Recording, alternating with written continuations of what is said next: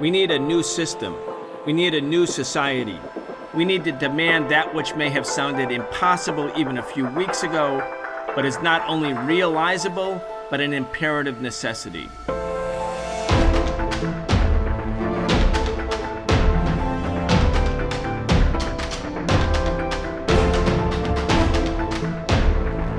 The war in Ukraine is escalating dramatically. Welcome back to the Socialist program. I'm your host, Brian Becker. Today we'll be continuing our conversation with Eugene Puryear from Breakthrough News. Eugene is a host of the Freedom Side on Breakthrough News. He's also the host, the anchor of a daily podcast called The Punch-Out. We're going to talk about the two speeches by President Vladimir Putin of Russia, President Joe Biden at the UN today. Two speeches showing that escalation is, in fact, on the agenda. Eugene, welcome back. Brian, thank you so much for having me. Well, these are two speeches, really dramatic. Of course, a couple of days ago, the world learned that the Ukrainian government, obviously at the direction of the United States, at the direction of NATO, was able to carry out a very successful counteroffensive against Russian forces that were in the northeast part of the country. It was a sizable part of Ukrainian territory that was taken back, still pretty small compared to how much of what Russia actually still possesses in the east, in the Donbass. But obviously, this was another turning point. And when I talked to you a week ago, after that counteroffensive, I said to you, it seemed to me that the logic here is for a bigger war, a wider war, an escalating war, because neither side is going to accept defeat. And you said, I agree, let's go on, let's talk about it. So as we're preparing this show today, Vladimir Putin announces 300,000 more Russians will be called up. And he gives a major speech on national TV, which is pretty rare for Putin. And we're going to talk about that speech, what he said, what he didn't say. And then Joe Biden mounted the podium at the United Nations and gives a direct response filled with hypocrisy. I mean, here's the leader of world imperialism, of U.S. imperialism, the U.S. military complex. I mean, I want to start this discussion by listening to Joe Biden. We have two clips. Let's listen to the first one, then I'm going to get your impression, and then I want to go quickly to the second clip and then get this conversation going. Let's listen. The United States has marshaled massive levels of security assistance and humanitarian aid and direct economic support for Ukraine. More than $25 billion to date. Our allies and partners around the world have stepped up as well. And today, more than 40 countries represented in here have contributed billions of their own money and equipment to help Ukraine defend itself. The United States is also working closely with our allies and partners to impose costs on Russia, to deter attacks against NATO territory, to hold Russia accountable for the atrocities and war crimes. Because if nations can pursue their imperial ambitions without consequences, then we put at risk everything this very institution stands for, everything. Well, there's 2 points that jump out there to me, Eugene. I mean, one is that even though the language is about defense and helping the Ukrainians, it's basically Biden crowing about the fact that they've assembled a coalition that's basically financing the war, that this is a proxy war. And he says they have to do it, otherwise countries that go to war against other countries won't know what the consequences are that they face.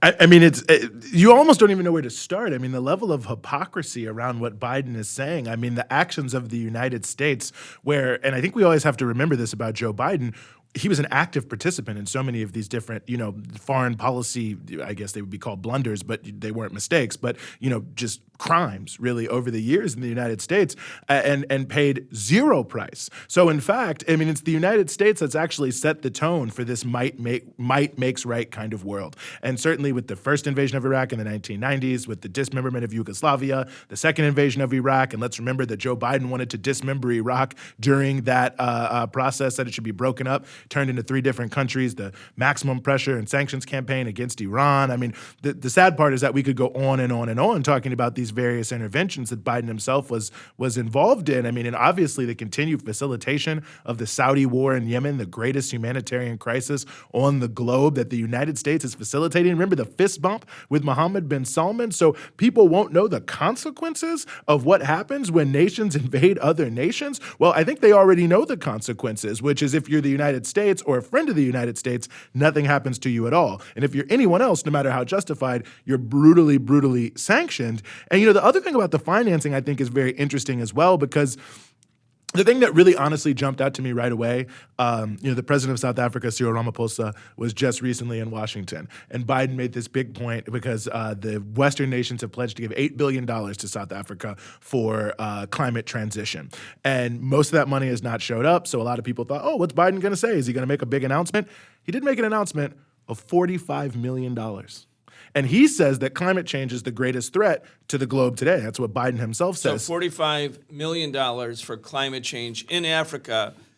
And what was the number? I think he said 25 billion was what he mentioned, but I think it's actually high. I'm losing track of it and how they actually count it all, but it's tens of billions of dollars for this war in Ukraine.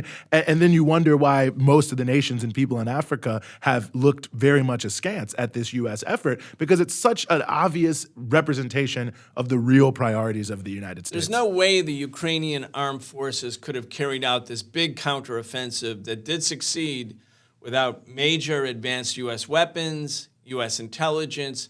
I mean, for all intents and purposes, the U.S. is at war with Russia, but instead of American soldiers dying, which would be very controversial here. I mean, I think there would be a huge anti-war movement here. But if you can have other people do the dying, other people do the bleeding, let it be Ukrainians, let it be Russians. Yeah, fight to the last Ukrainian. Who cares, really? That seems to be their attitude. There's no political liability. The only thing that ever matters in American body politic is, are Americans coming home in body bags? That's what happened in Vietnam. That's what happened with the Iraq anti-war movement, in the resistance that grew and grew after the second war. So here's the new equation. We'll have other people do all the bleeding, all the dying. And you can see Joe Biden doesn't look unhappy about the war. He looks quite happy. He looks quite happy. And no real, I mean, here you are, the United Nations General Assembly, and you think about the spirit of the United Nations and peace and unity. And wouldn't this be the moment after so much death and so much destruction to sort of raise some major call for peace? I mean, that's what many other countries have done. Macky Sall, president of Senegal, is the head of the African Union. He made the whole point of his speech, the need for peace, the need to bring people together. We've heard that actually from a number of leaders around the world who have spoken at the UN General Assembly about this issue, that it's now time to look to how to end this war. But these powers that are funneling these arms, just huge sums of arms, and let's not forget CBS reporting that something like only 30% of those arms are ever making it to the front lines. So the residuals of this conflict all around the world, I think, will continue. But I think it really just shows the reality of the bellicosity of the Biden administration, how aggressively they are willing to push. And this is another show for another time. You've done many great shows on Taiwan, but whether we're talking about Ukraine, whether we're talking about Taiwan, whether we're talking about Latin America. I mean, the Biden administration really seems very committed to aggressively pushing, regardless of consequences, this U.S. unipolar hegemonic agenda. Let's listen to this second Biden clip. It's shorter than the first one, but I mean, it's dripping with hypocrisy. Anyway, I don't want to have a spoiler alert to tell people this is dripping with hypocrisy, but listen for yourself.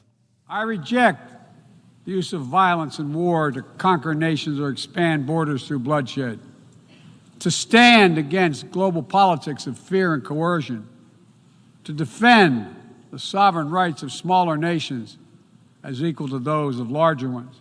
I mean, Eugene, people around the world, when they heard Biden talk about his tender concern and the United States' tender concern for the rights of small nations and how they must be treated equally, there had to be derision. There had to be laughter. Perhaps this was really just for domestic consumption, for the American media, to keep the American people on the side of the Biden administration in the proxy war. Anyway, I want to move on, but it's pretty ludicrous. No, I mean, it's completely ridiculous. I mean, you look at Cuba, obviously, where Biden is tightening the noose, as much as Trump ever did, quite frankly. I mean, you look at, we've already mentioned Yemen and the facilitation of the war there. I mean, we could go on and on with so many, small nations of various sizes, but quite frankly, it's the United States that has really introduced this issue. I mean, there's so many small countries that have been invaded, dismembered, destroyed, all because the U.S. whims, and I'm not talking about, hundreds of years. We're just talking about the past 20 or so years with the complicity of Joe Biden that have been victimized to such a great degree that to even write that kind of line is almost unbelievable, the lack of self-awareness that it seems to show. But I think it's very clear that Biden is denouncing the very things the United States is doing. And maybe that's part of the strategy in and of itself, is just deny, and try to muddy the waters about what's really going on. But I have to say, it's almost astonishing, but it is in a way, and you mentioned this at the top, Brian, sort of a direct response to Putin, who pointed out some of these contradictions in his speech about U.S. foreign policy. He was, scoring the rules-based international order where the U.S. makes all the rules and forces everyone else to follow them. He mentioned some of the other, foreign policy things that the United States has done, but it's almost a direct response of Biden, like, you did this. No, I didn't, even though the historical record shows that this is the case. The United States is the number one perpetrator of this kind of, power politics on the global stage. Yeah, no doubt. Well, we played a couple Biden clips. I want to go to Putin's speech because, one, people in the United States and most people in the Western who live in countries dominated by the Western media won't really get to hear Putin. Mm-hmm. And if you demonize the enemy, demonize the target, as the U.S. has been demonizing Putin for some time, you don't have to listen to the demon because the demon's a demon. So why pay any attention? But I want to play for you and for our audience some of the things that Putin actually said in the speech, which again is a speech in the direction of an escalating war. Here it is. The goal of that part of the West is to weaken, divide, and ultimately destroy our country. They are saying openly now that in 1991, they managed to split up the Soviet Union, and now is the time to do the same to Russia, which must be divided into numerous regions that would be at deadly feud with each other. Then he goes on to say, this is what I would like to make public for the first time today. After the start of the special military operation, in particular, after the Istanbul talks, that's in Turkey, Kiev representatives, that's the government of Ukraine, voiced quite a positive response to our proposals. These proposals concerned, above all, ensuring Russia's security and interests. But a peaceful settlement obviously did not suit the West, which is why, after certain compromises were coordinated, Kiev was actually ordered to wreck all of these agreements. Now, I want people to hear Putin because he's making his case.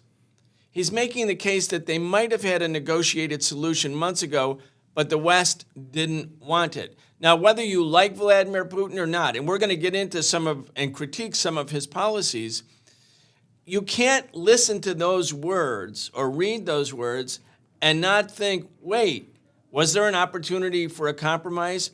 And why on earth would the United States and NATO not want a compromise? And I think it's important because I believe the U.S. did not want the compromise. The U.S. wants this war. In fact, they want a long war.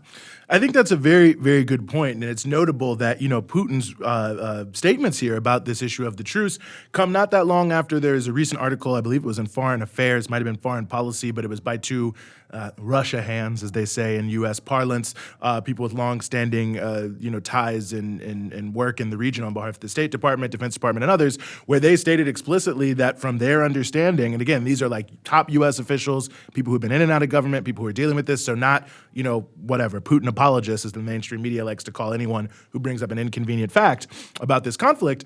They said that when Boris Johnson flew to Kiev in that sort of dramatic moment, people may remember Boris Johnson kind of shows up there in Kiev, that he essentially ordered Zelensky not to make a deal, to say that the U.S., U.K., they didn't want to have a deal, NATO didn't want a deal, they shouldn't want a deal, they should fight, and that they were going to back them. And I think it speaks very much to the point you just made, but the point you made at the beginning about fighting to the last Ukrainian. And if we remember the beginning, and it's hard to remember the beginning, this was the rhetoric that was coming out of the United States, that they wanted to quote unquote weaken Russia, that the whole goal of the war was to try to prevent them from, being able to grow and to expand and to take actions around the world, to stunt their economy. And Biden said exactly that. He said, our goal is to weaken Russia. 100%. And then ultimately they started walking it back because, obviously that doesn't really look great. We're going to spend tens of billions of dollars and kill many, many, many thousands of Ukrainians and also Russians and potentially others just in order to weaken Russia, which ultimately it's what a cause,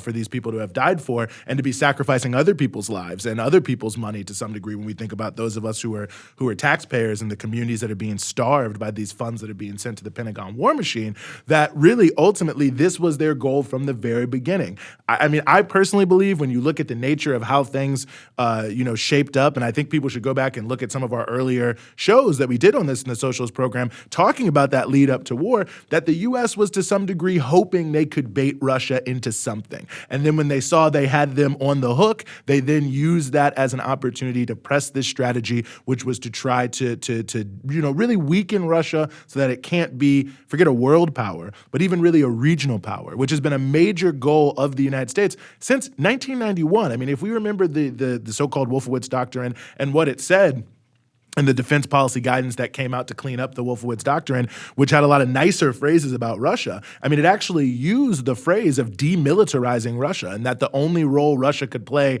in the post-Soviet era was if it was demilitarized and if it was essentially, then brought into the broader Atlantic agenda. And let me jump in because just for the audience, so the Wolfowitz Doctrine, which really became the doctrine of the neocons and really the consensus position in the U.S., basically says, now the Soviet Union is gone, the socialist camp is gone, we will brook no other rival to emerge. No one should even consider about challenging us either globally or regionally in terms of our hegemonic control of the world. That was actually the language of this Wolfowitz Doctrine. Now, Russia was not included into NATO, not incorporated into NATO, and Putin said we asked to come into NATO when the U.S. was incorporating all of Russia's former allies, and the U.S. said no. And I think the reason is if Russia was allowed to actually coexist in a peaceful way as a big country, not a dismembered country, but a big country, it would actually challenge by virtue of just being a big, powerful country on the Eurasian landmass, American dominance, because Europe would start to gravitate towards Russia. Mm-hmm. Europe has been under America's domination since 1945. So when you hear Putin's speech, he said they want to dismember us, they want to weaken us, and then you think back to the Wolfowitz Doctrine as the operational doctrine of the U.S., this doesn't seem implausible at all. No, I think that's true. And even before the Wolfowitz Doctrine, at the end of the Cold War, before the Soviet Union was fully broken up, but when the Warsaw Pact was dissolved, this is the conversation happening in the State Department and the White House, this explicit phrase being used, how do we get in between Germany and Russia? Because the United States foreign policy sphere felt, okay, post-Cold War, the most likely thing is Europe and Russia are going to work together. And if Europe and Russia work together, then they're their own power that can actually challenge the way the United States wants to see the world go. And we know they wanted to go towards, 100% ultra neoliberalism. It's these things that I think for a lot of people now seem like fait accomplis. But if you know the history, if you were there at the time, you can remember there is a big conversation. Even in the Soviet Union itself, some of these, pro-capitalist elements that wanted to dismember it, they didn't say it's going to be like, dog-eat-dog capitalism. They said, it's going to be like Sweden. We're going to keep free healthcare and all the stuff you like. And in America, they're talking about the need for a peace dividend. And why don't we use the money of no more Cold War to rebuild our communities? And obviously, we know the entire discourse in Western Europe around the issue of social rights. But of course, that wasn't the real plan. But if Russia and Europe came together, you'd have a power that might be able to, maybe they wouldn't have pushed that kind of agenda, but at the very least could have gotten in the way of this extreme unipolar neoliberal doubling down that happened post-USSR. So when you look at Putin's statements, I think it's important, and I think the point you made is you don't have to listen to the demon because he's the demon. I think people have to take Putin's statements and put them in the context of this history. And then when you put those two things together, then you start to understand a little bit more the mentality of Russia and what they're bringing to the table, why their red lines are their red lines, and why so many of these policies by NATO are so extremely dangerous with their bellicosity. And I think for people who want to know, I did write an article called Is NATO to Blame? You can find it on liberationnews.org that goes through this 30-year history of the NATO expansion, why this is an important thing to Russia, and how we ended up where we are. But it's not an accident, and it's really deliberate, and it's 100% aimed towards trying to make sure Russia, whatever you want to say about Russia, to try to make sure they don't have the independent capacity to develop a policy and a line that other countries can follow that's different than the United States. Yeah, and actually, I 100% agree with you. I want people to go and find your article on Liberation News and to look at this 30-year period carefully and to see how it evolved. Because this is basically according to a plan. In 2014, when the U.S. overthrew the Yanukovych government in Ukraine, the neutral government, the government that wanted to balance between East and West and pledged not to join NATO and replaced it with a pro-NATO government, Victoria Nuland, who was a Obama State Department official, said, we've given Ukraine $5 billion since 1991. That was through the NED, National Endowment for Democracy, so-called. None of that money was for democracy. That money was designed to bring Ukraine into an American sphere of influence. And Ukraine was the second most important republic, or let's put it this way, the second biggest republic inside the Soviet Union after Russia, and it was the closest ally of the Soviet Union from an economic and military point of view. Yeah, that's all real.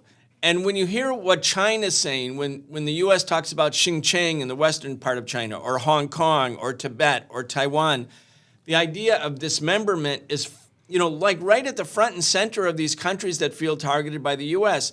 The U.S. did end up breaking up the Soviet Union. It did encourage and facilitate, stimulate, and then support the breakup, the dismemberment of the Soviet Union, the second biggest power. Like, why wouldn't they try to dismember Russia? I mean, Biden wanted to dismember Iraq. And I mean, I think people will actually remember proposed that. it. It was his biggest proposal when he was the senator, saying this is how we solve it. And when he ran for president against Obama in 2007, that was his biggest thing, break up Iraq. Yeah, have a Sunni Iraq, a Shiite Iraq, a Kurdish Iraq. Like, use ethnicity as a way to divide up multinational republics that were not easily controlled by U.S. imperialism. Let's go on to another part of Putin's speech, which is getting a lot of attention in the media. I'm looking at the Wall Street Journal. Russia raises nuclear threat while Biden condemns Putin. Okay, nuclear threat, nuclear war, pretty important, especially both powers are nuclear powers. Russia has thousands of nuclear weapons. But why did Putin mention nuclear war? Because he does. And I want to read a little bit. Again, I'm sorry to burden the audience with reading quotes from Putin's speech. It's important. But actually, let's listen to it, because when you hear it, you can see that Russia now feels that there's an existential threat and they won't allow themselves to be defeated. Here's what Putin says. They, meaning the U.S., have even resorted to nuclear blackmail. I am not referring only to the Western-encouraged shelling of the Ukraine's nuclear power plant, which poses a threat of nuclear disaster, but also to the statements made by some high-ranking representatives of the leading NATO countries on the possibility and admissibility of using weapons of mass destruction, nuclear weapons, against Russia. Again, this is Putin's speech announcing the escalation. I would like to remind those who make such statements regarding Russia that our country has different types of weapons as well, and some of them are more modern than the weapons NATO countries have. In the event of a threat to the territorial integrity of our country and to defend Russia and our people, we will certainly make use of all of the weapons available to us. This is not a bluff. This is Putin talking. The citizens of Russia can rest assured that the territorial integrity of our motherland, our independence and freedom will be defended, I repeat, by all the systems available to us, meaning, again, nuclear weapons. Those who are using nuclear blackmail against us should know that the wind rose can turn around. It is our historical tradition and the destiny of our nation to stop those who are keen on global domination and threaten to split up and enslave our motherland. Rest assured that we will do it this time as well. I mean, he's referring, of course, to the Napoleonic invasions, back in the beginning of the 19th century, where Russia defeated the seemingly much stronger armies under Napoleon. He's talking about the Hitler invasion in 1941, where the German Nazi military almost overran the Soviet Union. But with the loss of 27 million Soviets, they defeat the Germans. He's in this mentality. Yep. He's in this mindset. That's not the mindset of the United States. Biden is not telling the American people, look, we're under an existential threat from Russia. Right. That's not what's happening. What Putin is saying has to or should be taken seriously by people in the United States who are thinking people, critical people, objective people, because what he's basically saying is we're ready to go all the way because we're not going to lose our country. I would say when you hear this speech, people should be very alarmed and really demanding that the U.S. come back to the negotiating table. I think people should be extremely alarmed. I mean, when you look at the recent I hesitate to even call it election selection process of Liz Truss as the Prime Minister of the United Kingdom. In one of the interviews that she gave in one of the big shows in the UK, this actually came up as a question of, her willingness to use nuclear weapons. It wasn't in reference to Russia specifically, but the answer she gave was this extraordinarily cold answer of why she would use nuclear weapons, that she was willing to do it. And the presenter actually framed it in an interesting way because he said, I'm not just going to ask you if you'd use them because I know you'll say yes, but how would it make you feel to have to do something like this? And her response was, I'm ready to do it. It's my duty. It's my job.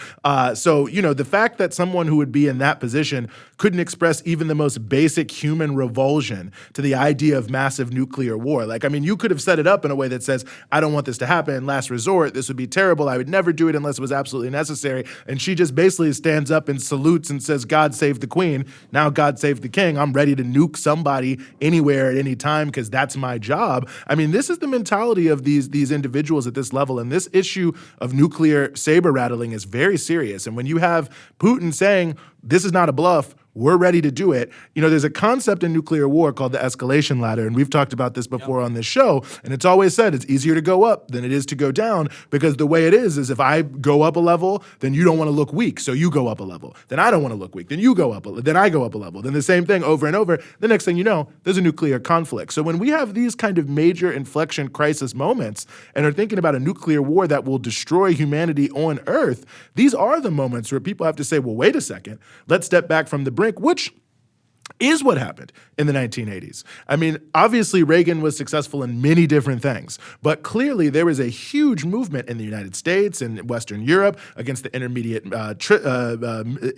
the INF missiles, against the B-1 bomber, the huge demonstration here in New York that really, would put the peace movement on the map. A million people on Central. And then, and the next thing Reagan's in Reykjavik talking to Gorbachev saying, we need to figure out how to get rid of nuclear weapons. It wasn't because he didn't want to push nuclear war. That was his policy. But it was obvious that the people of the world were like, whoa, we got to take a step back here because this is terrible. The hundreds of cities that became nuclear-free zones in the United States and the nuclear-free movement. This is the type of thing that I think people need to be thinking about now, that when humanity is on the brink of destruction, these are not tiny little issues, and the issue of fighting to the last Ukrainian is not just an issue of fighting to the last Ukrainian, but it becomes an issue of where we're going. And when you look at Russia's statements leading up to this, they are essentially saying that they view things like the provision to Ukraine of these weapons that can fire into Russia and other sorts of advanced weapons as getting very close to what they feel is a direct confrontation with NATO. So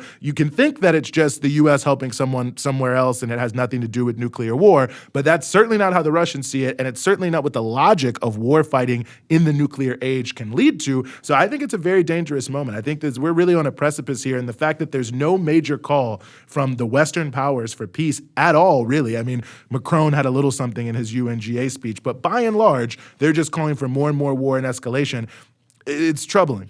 Let's put the shoe on the other foot for people.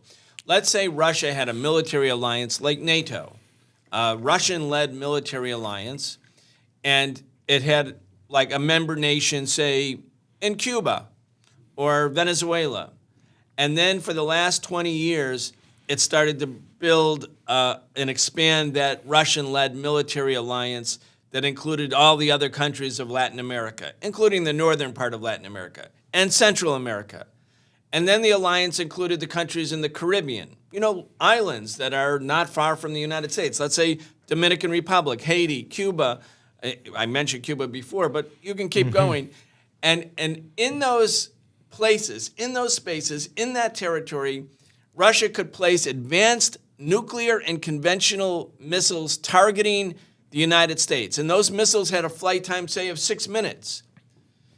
Would the United States accept this? Would the United States say, that's fine, we understand countries have self-determination, they can join whatever military alliance they have? I mean, to ask that question is to answer it. Of course, the U.S. would say no. We know even in 1962, Cuba, which accepted nuclear weapons from the Soviet Union, the U.S. was ready to go to thermonuclear war. We narrowly avoided a nuclear war. That's what Russia is thinking right now. They're thinking like Latvia, Lithuania, Estonia, Ukraine, all of the principal allies and former members of the Soviet Union, Russia's principal allies, Poland, Romania, they're all being brought into an advanced position territorially whereby the United States can place its conventional, which are very advanced conventional weapons and missiles, and nuclear missiles targeting Russia. I mean, people should actually think, when Putin said before the war started, these are red lines, don't cross them, and the U.S. says these are non-starters, put the shoe on the other foot. How would the U.S. react? I think it's an important point. I mean, we can see, forget nuclear weapons. Grenada built an airport to facilitate international tourism, and they were invaded by the United States, allegedly for creating a threat because the airport could host planes from the Soviet Union or from Cuba that might attack America, which of course was never on the cards. Al Haig, the Secretary of State, the first Secretary of State under Reagan, in his own memoirs, he says he met with the Cubans as one of his first things and said, if we get word that you're sending any weapons to Nicaragua to help the Sandinistas defeat the brutal fascist dictatorship, if you send any military equipment to Nicaragua, we're launching an all-out war against Cuba. We're going to take you out. We're going to destroy you. And he says in the memoir, he calls it was deliberate shot across the bow to raise the issue of total destruction of their society. Just if they gave small arms to a guerrilla army in Central America that had no negative intentions towards the United States whatsoever and was just trying to free itself from this terrible, terrible dictatorship that the U.S. was backing. So, giving out AK-47s and building airports in the region of the United States is enough to get you either invaded or at least potentially deeply destroyed. So, nuclear weapons, forget that. And so, it really is like a totally, you can even look at the border policies of the United States, where one of the main ways by which they've militarized the border to terrorize immigrants is to suggest that Iran and Hezbollah are, doing something in Mexico. Even no matter how ridiculously small these fake threats are, the United States will go to the greatest military lengths against any country that does anything that they deem to be insufficient. And that's why you look at countries like Venezuela have to have these, tough militaries because they know the U.S. will try to take them out. But be that as it may, I think that you're 100% correct. And the inability of the U.S. political environment to see that is part of why people are so confused. Because ultimately, what you just said about putting things on the other foot, that's just basic common sense, right? That's like everybody, the kind of way you're taught to look at conflicts as coming up as a young kid in elementary school. You get in a little fight. Well, look at how the other person felt about what you said. But to say something like what you just said on CNN, MSNBC, they'd cut to commercial and you'd never come back on because you can only say the most warlike narrative. You cannot say that the actions of the United States are, somehow subject to moral that there's a moral relativism to them. And I think that really, in a way, is partially why people can be so confused about these U.S. conflicts abroad, because the entire U.S. mainstream media sphere is designed to make sure you don't look at the other side and that you don't give any credit or any credence or any benefit of the doubt to any other political actor, because then you can see the house of cards starts to fall down on the basis of many of the things we pointed out already. One of the things that's really important about Breakthrough News, about the Socialist program, about other progressive, anti-imperialist, alternative media, is it's actually having the discussion that's not allowed in the mainstream media. And you're absolutely right. And I think what younger people today, by younger I mean not that young, people who are like under 50 might not really know, is that at the time of the Cuban Missile Crisis in the 1960s or during the 1960s in the Vietnam War, the media actually, there was some level of debate. And there was a wing of the population called the liberals who were for peace, who wanted a better relations with the Soviet Union, who wanted to be able to travel and visit Cuba, wanted to see Cuba for itself, and certainly didn't want to go to war with Cuba or go to war with the Soviet Union. There was a liberal peace movement. They were called the Doves. The Doves are dead. There are no Doves. There was a genocide, a Dove genocide in American body politic.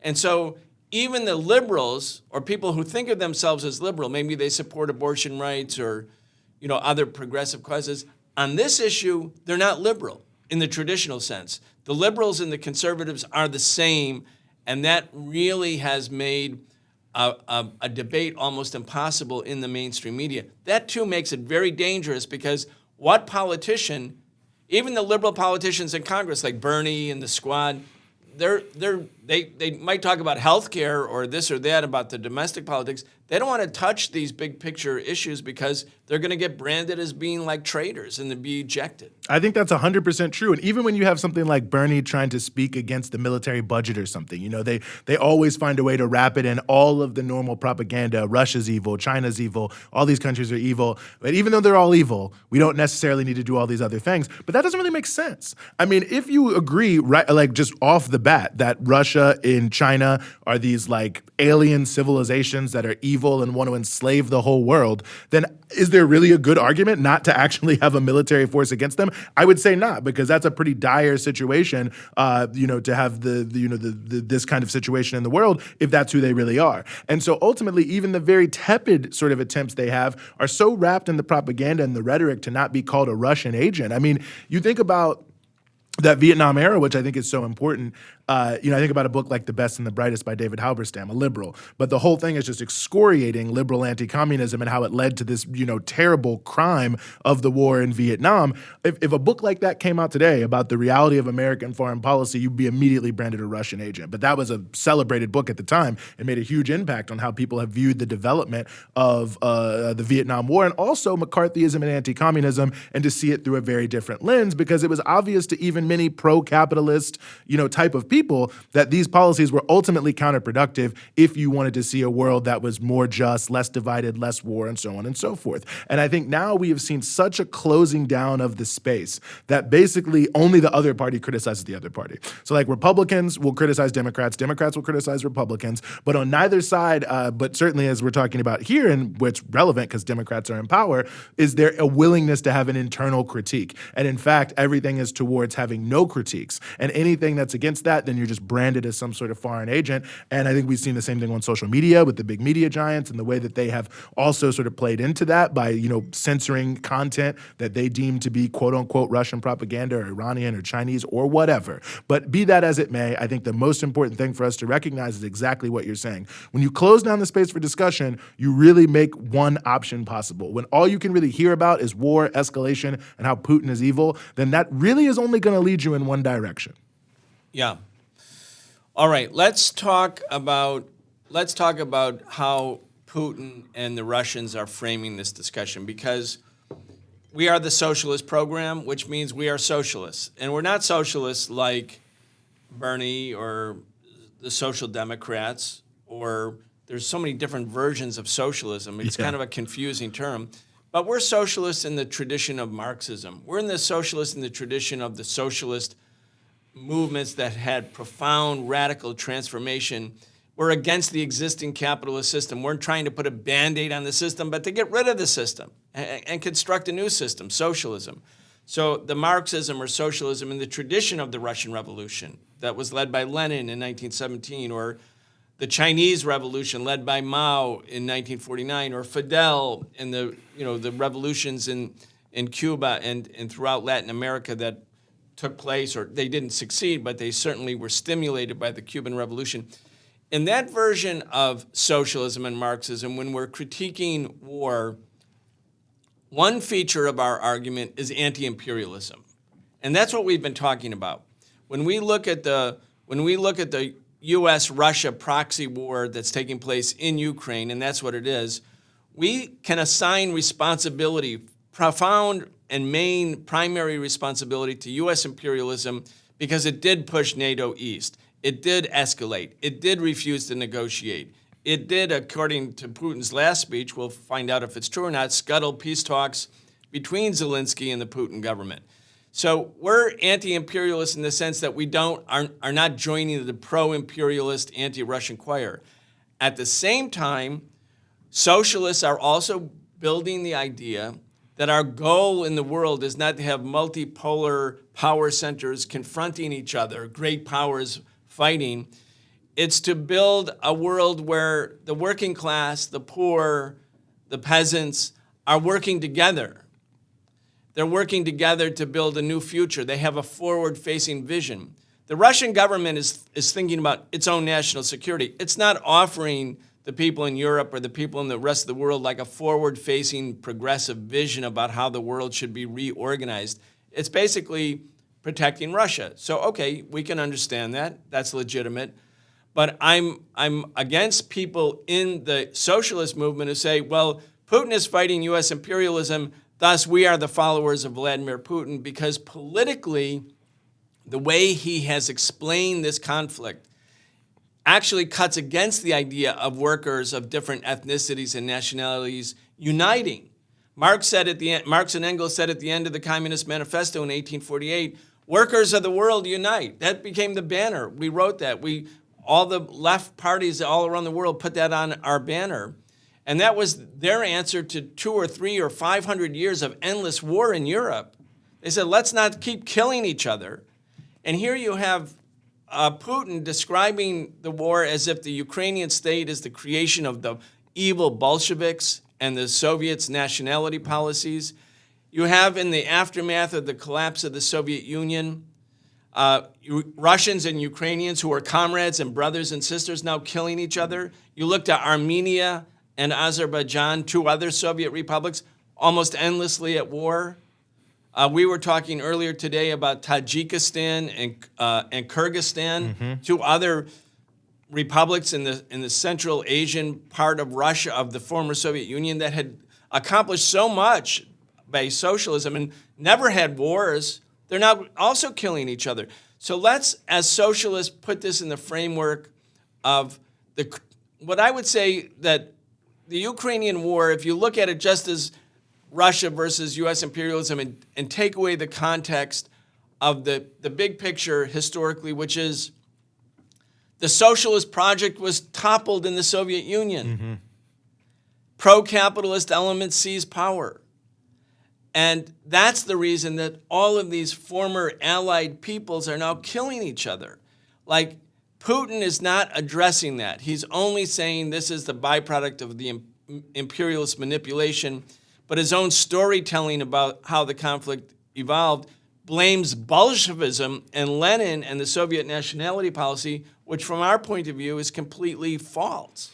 I think, yeah, 100%. It's completely false. And again, I'll say we've done some good shows on this that I think people can go back and revisit. But I mean, not only is it completely false, but it's also resurrecting this czarist imperial vision of the sort of broader Russian environs that the Bolsheviks did away with. I mean, the sort of real essence of Bolshevik nationality policy was that these hundreds of nations, I mean, they used to call Russia the prison house of nations under the czars. And the whole essence of the Bolshevik policy, both before and after the revolution, was the idea of freeing these nations and giving them the opportunity to collaborate across a great space to develop themselves all at once. And you mentioned the Tajikistan-Kyrgyzstan issue, not a really well understood issue, but you know, it's over an area. It's a very rich, fertile valley that also Uzbekistan has a part of this valley too. So you've got this rich, fertile land that during the Soviet times, there's no real contradiction between being able to use that between the different socialist republics in order to lift everyone up. But now you have a situation where everyone wants to take their little bit of territory because they want to get as much as they can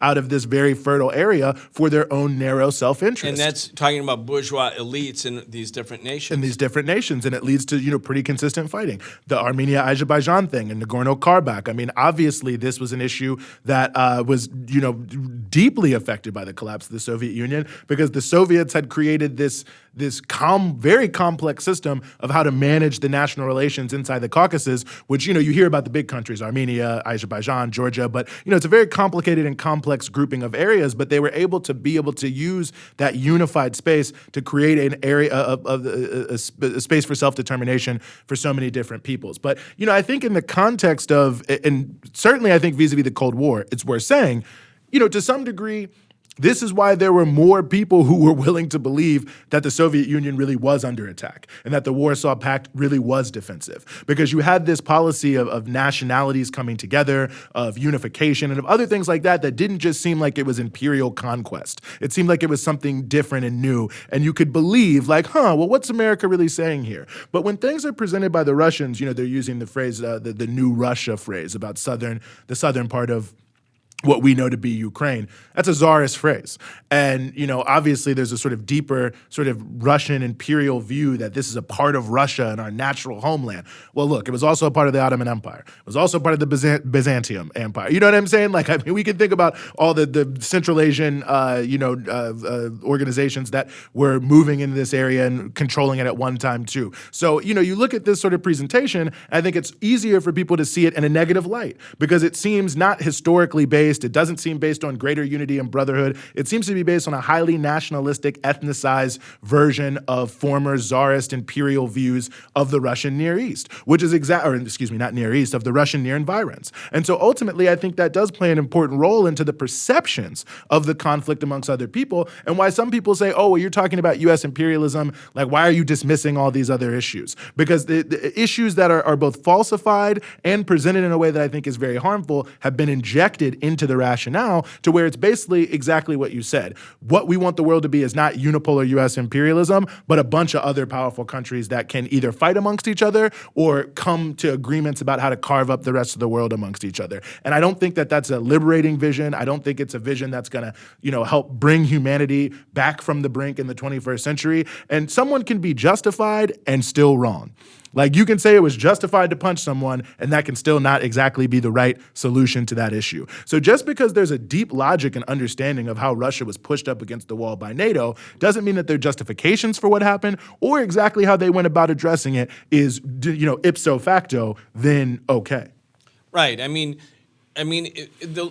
of the things that Lenin and the Bolsheviks did was they promoted unity between all of the different nations. And when you have a history where all the different nations are basically killing each other or warring tribes in essence, that's not an easy policy. That's a complicated policy to bring people together, especially when differences in nationality also correspond to class differences or differences in wealth, differences in privilege. And that's an interesting point because the class element is not emphasized by Putin at all. And people get confused sometimes because Putin, I think almost anyone who is from the former Soviet Union, often recognizes the negative things that were introduced into Russia and other post-Soviet countries. He said that the Soviet Union was the greatest collapse, but then here he is blaming Lenin for the policies of Ukraine. And people who claim to care about Lenin, well, Lenin's policy in Ukraine was to maximize Ukrainian language nationality in the education sphere, in the street signs, in the newspapers, in the journals, and so on and so forth. So that's one thing for people who claim to be Leninists. But also, obviously the emphasis of the Soviet Union was not a nationalist project, but a class project that had, and could find allies all around the world amongst workers and oppressed people who also want to have a different kind of world. But Putin has erased all of that, and it's just a purely nationalistic, ethnicized, and quite frankly, czarist type narrative that is employed by him for his own justifications of why Russia is right and righteous to be waging this conflict. And of course, everyone has the right to frame their politics how they want to frame their politics. But again, it doesn't mean that it is ipso facto then liberatory or ipso facto then positive in that sort of sense. And we have to be able to deconstruct those different elements, I think, if we are really going to pull humanity back from the brink and figure out it's not just what we're against, it's what we're for. Yeah, indeed. And going back to Putin's speech on February 21st, just a couple days before the war, and then again, he made a major speech on February 24th, really worth reading the speeches again. It's important to understand rather than have generalized views that are not based on actual knowledge. To understand Putin, you have to go read his speeches. He's actually saying something. But he's blaming the Bolsheviks for giving Ukraine the right to separate. Ukraine, he said, shouldn't have had the right to separate. Well, the whole Bolshevik policy on the right of self-determination, the right to secede, wasn't based on the advocacy of secession. It was really based on how do you create the marriage that's a marriage that will endure. Like, do you have an enduring marriage by getting rid of the right of divorce, which is the right to separate, the right to secede?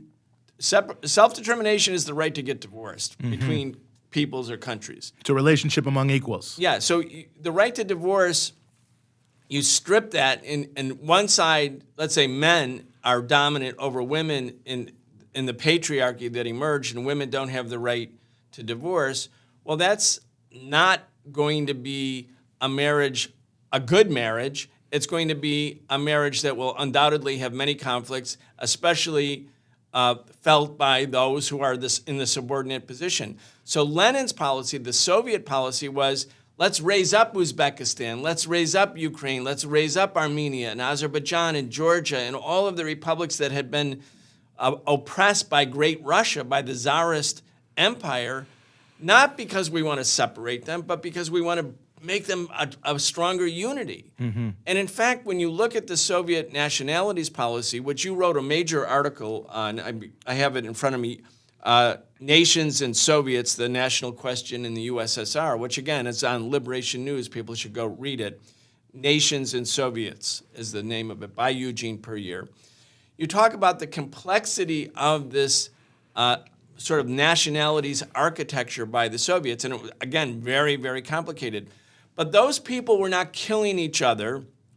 There was a section of Ukraine, of course, during World War II that did fight with the Nazis, and these are the Zelensky regime and the Azov Battalion. They're considered the national heroes of Ukraine, not the majority of Ukrainians, but a minority who did fight with the fascists because they were against socialism and against unity with the Soviet Union or Russia on a socialist basis. Yeah, there were nationalist elements in different places, but for the most part, there was peace between the people and cooperation. If Ukraine grew wheat, well, it also got discounted oil or subsidized oil from the Caucasus. From the Caucasus, from the Caspian, from Azerbaijan. So it was this integrated economy. Its products were not enough. I mean, they were not, because the Soviets were excluded from the world economy, completely sanctioned, blockaded, barricaded away from the world economy. It became this self-sufficient economy, but each of the countries developed as a consequence of socialist economic integration. Uzbekistan, which in 1918, right, a year after the revolution, 2% of the population was literate. By 1970, Uzbekistan had more college graduates per capita than France. I mean, this was an affirmative action program that unlike any others. And you address this in your article because affirmative action, meaning giving the oppressed an advantage to overcome earlier inequalities, isn't a policy of division. It's actually the policy for unity. I think that's 100% true. I mean, I think it's pretty clear that the Soviet Union, whatever negativities we could say, had probably the most far-reaching affirmative action program for oppressed peoples that any country has ever had. I mean, you know, it's in the Supreme Soviet, you know, almost every oppressed nationality was, or most of the main ones were overrepresented in terms of their representation. Certainly the way the resources were distributed was vastly more equitable than, you know, almost anything we'd seen in the United States. I mean, it really has probably only been in the past 10 or 15 years, the United States has even developed the kind of discourse around the need to actually start to shift resources in a major way to address functional inequalities that exist, structural inequalities that exist. But the Soviets were also promoting the use of national languages, which is one of the number one thing that the Tsars sought to prevent, to keep people from unifying against them, is they imposed the Russian language on almost everything. So the Soviets started to then bring back and talk about how they were going to, and it went through a lot of different permutations, but at least at the elementary school level and sometimes just above, that all people could be and would be taught in their national languages, that high officials would be lifted up, you know, from the oppressed peoples themselves in these various national republics and play different roles also in the broader Soviet Union. And in fact, if you really want to know like how potent it really was, it's worth noting that towards the end of the Soviet era, in the 1980s, and this was something that Boris Yeltsin and others were playing on to promote their dismemberment of the Soviet Union, was how Russians were disadvantaged to all these other oppressed nationalities. Now, there's a lot to that whole question about whether they were or whether they weren't. But just the very fact that people who wanted to destroy the Soviet Union were able to seize on the fact that oppressed nationalities had gotten too many rights and had gotten too far ahead and were actually so far ahead that they were starting to displace great Russians, and they were able to mobilize that, speaks to how far-reaching these changes really were in terms of what took place there. And I think there's a lot to be learned there, whatever critiques we want to make. And I do hope people go and read the article. But I mean, really, it's important to take one step back too, I think. I mean, nation states as we know them today are products of the rising capitalism. And the whole concept of the Soviet Union, this is also, by the way, the essence of Pan-African thought, is that in the era of imperialism, we're in a world market type scenario that ultimately, dividing into as many little nations as possible is not actually going to help develop the productive forces so that people living in poverty can actually raise themselves up. But that various nations and ethnicities that share a physical and geographical space that has complementary economic potential have to come together across those imaginary lines on a map and across whatever differences they may have had and find a way to settle their differences and their quarrels and come together to then be able to exploit those various possibilities that exist between their different areas of this similar geographical space to create the basis to lift themselves up. And that was really the basis of the Soviet Union, that we need to transform, we need to really go beyond the nation state, not because it's bad to be proud of who you are or what language you speak or whatever it may be, but the very idea of these exclusive nation states that divide and fight one another purely on the basis of language, ethnicity, or religion is not something. It's a relic of the past, and that for oppressed peoples and developing nations to move forward, for African countries to be able to lift themselves out of the vestiges of colonialism, it requires unity, not division. And I think that's why you see these imperialist policies want to divide everyone. They want to divide the Horn of Africa. They want to divide Syria. They want to divide Russia. They want to divide China. They want to divide everybody because they know very clearly that ultimately, if they want to stay on top and keep everyone else on the bottom, they have to prevent the obvious unities that can come together to create strong, powerful nations that are multinational, yes, but that also have developed their own form of unity. They don't want the United States of Africa. They don't want the United States of the countries that have been colonized and semi-colonized. Mm-hmm. They want the imperialists to be a United States, yes, but no one else. Let's go back and end, Eugene, where we started. And where we started was we are on the precipice of a major escalation. It's already begun. The fact that Russia is now feeling compelled after what they say is a Western U.S. NATO-led counteroffensive has taken territory in the northeast part of Ukraine. They're not going to lose. They're determined not to lose. They're going to mobilize more forces. Biden made it clear at the UN the U.S. isn't going back to the negotiating table. The thing is going to escalate. And now nuclear war is being talked about. That means NATO will start to also prepare for nuclear war. This is in the nature of the beast. So for the people in the United States and the people in Europe, if we believe that this war started when Russia pulled the trigger on February 24th, we miss the historical context of why the war has started, and also we lose how the war can end, because the two go together. The war did not start when Russia invaded. The war started especially on February 22nd, 2014, when the U.S. and the EU, the NATO countries in Europe, orchestrated a coup d'etat against the Yanukovych government. And that government, the new government, the right-wing government, it had a very big Nazi influence. That's not an exaggeration. That government went to war against the Russian-speaking part of the population in the East. Yes. It said Russia is no longer going to be a second official language. Russian people were slaughtered. The people in the Odessa trade union were burned alive. Mm-hmm. The shelling of the East. I mean, the announcement that there would be independent people's republics, Putin didn't recognize them for all those years. Those people were self-organizing because they faced a real problem, which is being killed, being maimed. Being killed and maimed. So what about the 14,000 people who died in the eastern part of Ukraine because of the U.S.-led coup d'etat and NATO interference and the right-wing character of the Ukrainian government? It's not, we can't, if we want to be objective about the war, and even if you disagree with Putin's tactic and say, well, he should have continued to expose NATO and try to win over people in Europe, rather than this invasion, which basically united all of the imperialists together. I was going to make that point earlier, that Lenin always tried to, build the unity of the oppressed, but always create divisions among the imperialists. The Russian invasion tactically united the imperialists, and so that's to the disadvantage of Russia. Even if you see all that, disagree with all that, if we ignore what happened to the Russian-speaking part of the population in the eastern part of the country, then we're actually turning away from a reality. And the Minsk Accords were an arrangement that the Russian government agreed to, which could have simmered that down, calmed that struggle down, given those areas a large degree of autonomy within Ukraine. This war would not have happened. And then the U.S., as you pointed out, in September 21, forged military alliances with the government in Ukraine to make it a permanent sort of military partner of the United States. Like, if we want to end the war, we have to recognize that the war isn't just about Russian aggression. It's really about what's happened since 2014 and the shifting politics there. Because that means if we want the war to end, calling for Russia's withdrawal is meaningless. What we need to be calling for is U.S. imperialism and its proxies to go back to the negotiating table and stop World War III and a possible nuclear war from happening.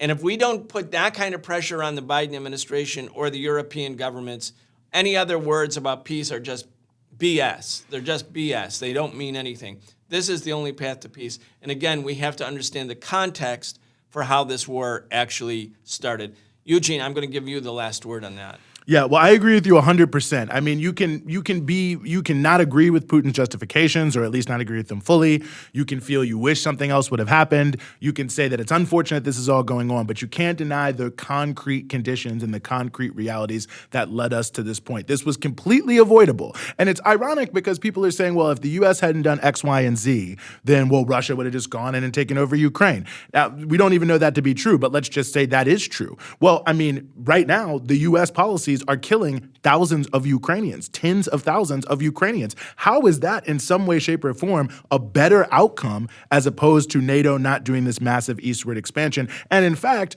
it seems pretty likely it would have been much easier to create a framework by which Ukraine would not have been invaded or dismembered or, had tens of thousands of people died if the two sides were willing to come together to talk seriously about what it takes to create peace in Europe. But since the United States completely rejects the idea that any other country can have interest, then you can't have any sort of negotiation. You can't have a negotiation with someone if you basically say that everything you're saying is totally illegitimate and I refuse to recognize it. Well, then why would I ever negotiate? But rather than actually look at the concrete conditions and the concrete realities, the U.S. has just decided they're going to push a policy and Russia can either accept it or be destroyed. And Ukraine can be a pawn in that game and they'll feel great about it in Washington because they won't have to sacrifice anyone's lives that might actually come back and bite them, at election time or whatever it may be. So I think this is a very key and a very critical moment I agree, to put pressure on the Biden administration and other administrations around the world who are continuing to fuel this conflict, who refuse to negotiate, who refuse to put any serious language of peace on the table because, quite frankly, the stakes are too high. Nuclear war,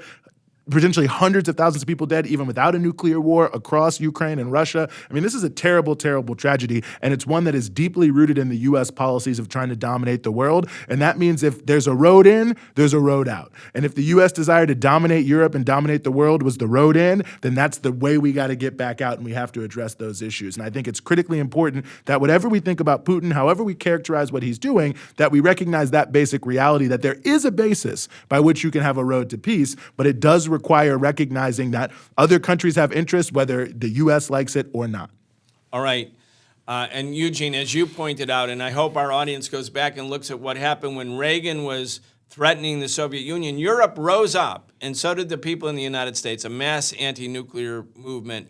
Can I say one more thing about that? Just say, because That's one of the saddest parts of the war, is that the most warlike elements in Germany are from the Green Party that in the 1980s was created specifically to oppose exactly this kind of aggression. And I think it's just shameful, really, to see these people like the foreign minister of Germany and others, come out and be, more bellicose than Biden on some of these questions. So it's a bit of a side point, but it is an important historical connection, I think, to see the degeneration of so many political forces after the collapse of the Soviet Union. But again, just to reinforce the fact that there was a political movement that was a political earthquake all across Western Europe and here in the United States that forced the worst of the worst to take a step back from the brink.